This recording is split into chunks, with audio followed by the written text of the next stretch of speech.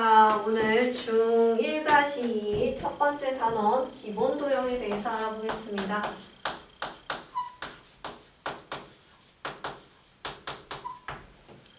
기본 도형의 개념에 대해서 간단하게 알아볼게요. 첫 번째, 기본 요소, 도형의 기본 요소입니다. 뭐가 있겠어? 도형을 만들 때 우리가 많이 봤었지. 뭐가 있었어? 기본 요소는 점이 있겠고, 점이 이어져서 만든, 점이 이렇게 이어지다 보면은, 연속적으로 이어지다 보면 뭐가 된다 했지? 선이 있겠고, 이런 선들이 연속적으로 이어지다 보면은 하나의 뭐가 된다 그랬어? 하나의 면이 된다 그랬죠? 점선 면이 바로 도형의 기본 요소예요. 그 다음에 뭐 선 중에는 어떤 선이 있겠어? 선 중에는 직선도 있겠고 구부러진 곡선도 있겠죠. 그죠? 면 중에는 어떤 게 있겠어? 평평한 면이 있는 반면 곡선으로 이루어진 곡면도 있겠죠. 얘네는 평면과 어떤 거? 곡면으로 이루어져 있다라는 거 간단하게 살피고 넘어가기만 하면 됩니다. 자, 그 다음에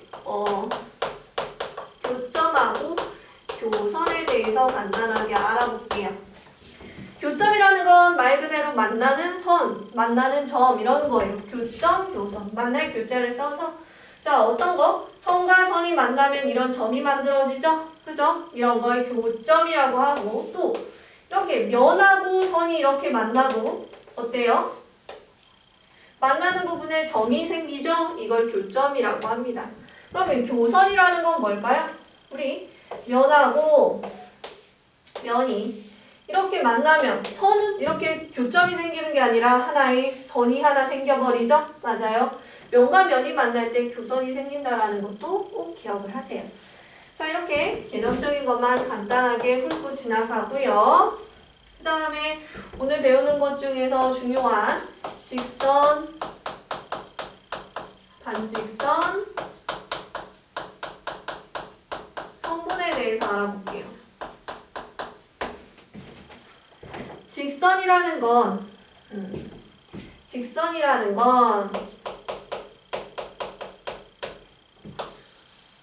두 점을 지나치면서 쭉쭉 뻗어나가는 형태의 선을 갖다 직선이라고 해요. 쭉 끝없이 뻗어나가요. 그래서 얘네는 길이를 잴 수 있다 없다? 길이를 잴 수 없다라는 거예요. 자, 그래서 이건 어떻게 표현하냐면 화살표가 쭉쭉 옆으로 뭐 이렇게 퍼지고 있다라고 표현을 하면 되겠습니다. 직선 AB. 그 다음에 2번 반직선. 말만 들어도 절반만 직선인 것 같죠? 어떤 거가 있냐면 A에서 시작해서 B 방향으로 가는 한쪽만 이렇게 뻥 뚫려서 한쪽으로만 끝없이 커지는 걸 갖다가 반직선이라고 해요. 자, 이런 거. 또 이런 것도 있겠죠. B에서 시작해서 A 방향으로 쭉쭉쭉 커지는 반직선도 있겠죠. 이런 것들을 반직선이라고 합니다. 자, 방금 밑에 그린 거는 BA라고 쓸 거예요. 뭔가 어떤 차이가 있나요? 이렇게 시작점을 먼저 오게끔 써줍니다. 자, 그러면 반직선의 포인트는 이 시작점과 방향이 어느 방향으로 뻗어나가고 있는지 방향. 이 두 가지를 반드시 고려해야 된다는 거예요. 자, 이따가 또 설명을 할게요. 그 다음에 세 번째, 선분. 딱 A에서부터 B까지. 이거는 많이 배웠죠. 초등학교 때도. 여기는 뻗어나가지 않기 때문에 선분 A, B를 이렇게 표시를 할 겁니다. 얘는 길이를 잴 수가 있겠죠. 뻗어나가지 않으니까. 반직선도 길이 잴 수 있어 없어? 없어요. 자, 아까 여기 직선부터 확인할게요. 직선 AB나 직선 BA나 어떤가요? 둘 다 양쪽으로 뻗어나가고 있기 때문에 얘네들은 서로 같다라고 표시를 할 수 있어요. 근데 반직선은 봅시다. 시작점이 다르고 방향이 다른 경우에는 같은 반직선이라고 할 수 없어요. 얘네가 만약 같으려면 시작점과 방향이 반드시 같아야 된다는 걸 꼭 기억을 하세요. 선분 A, B랑 선분 B에 있는 같겠죠? 딱 끊어져 있어서 얘네를 재나 얘네를 재나 똑같으니까요. 그죠? 자, 이렇게 양끝점이 있는 선분과 이렇게 뻗어나가는 직선과 반직선의 차이들을 꼭 기억을 해야 합니다. 그 다음에 두 점 사이의 거리.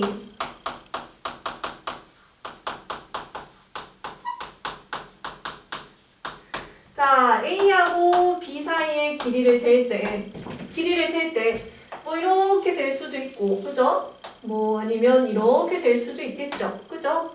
근데 여기서는 우리는 수학적으로는 항상 A에서 B까지 갈 수 있는 가장 짧은 길을 갖다가 두 점 사이의 거리라고 표현을 합니다. 그럼 뭐를 재면 되겠어? 선분의 길이를 재면 되겠죠? 그죠? 그 다음에 중점이라는 건, 뭐 중점 같은 거는 간단하게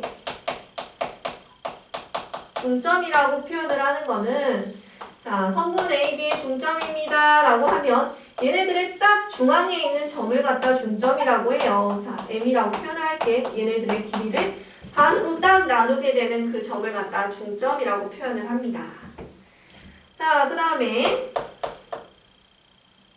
우리 초등학교 때 이미 배웠던 각에 대해서도 간단하게 알아볼게요. 각, 하나의 꼭지각을 두고 두 반직선이 만들어낸 도형을 갖다가 각이라고 해요.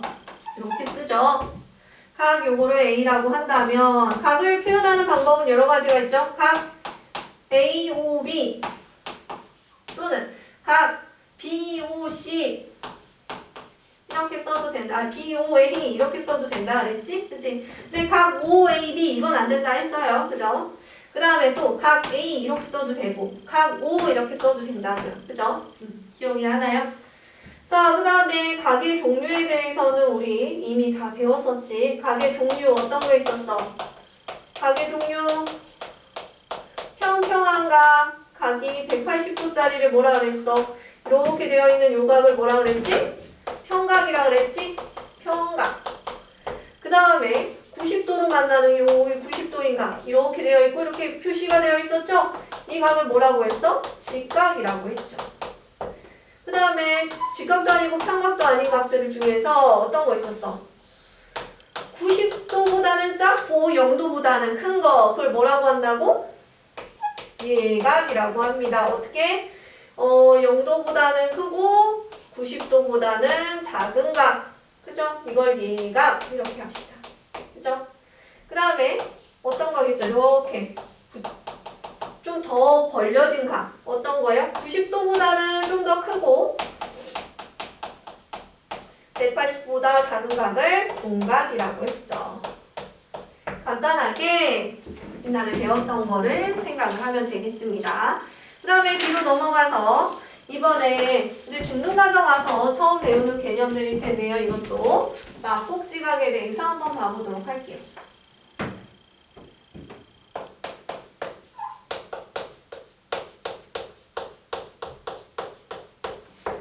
자, 두 직선이 만나서 만들어지는 각들이 하나, 둘, 셋, 넷 이렇게 있어요. 걔네들을 교각이라고 하는데 이 교각 중에서도 이런 애들 서로 마주보고 있는 요런 애들을 갖다가 뭐라고 한다? 막꼭지각이라고 한다. 막꼭지각의 가장 큰 특징은 뭐다? 막꼭지각은 그 각의 크기가 서로 같다라는 거예요. 얘네들 크기가 같겠죠? 서로 회전한 양이 같기 때문에 벌어진 정도가 같아져서 같을 수밖에 없습니다. 그 다음에 옆에 있는 수직과 수선에 대해서 알아볼게요.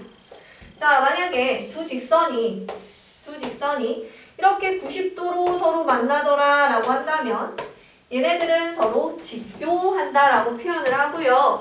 또 어떻게 만난다? 수직으로 만난다 라고 표현을 합니다. 다 비슷비슷한 표현이죠. 그죠? 그 다음에 여기가 만약에 직선 L이고 직선 M이라고 한다면 얘네들을 이렇게 표현을 하면 되겠습니다.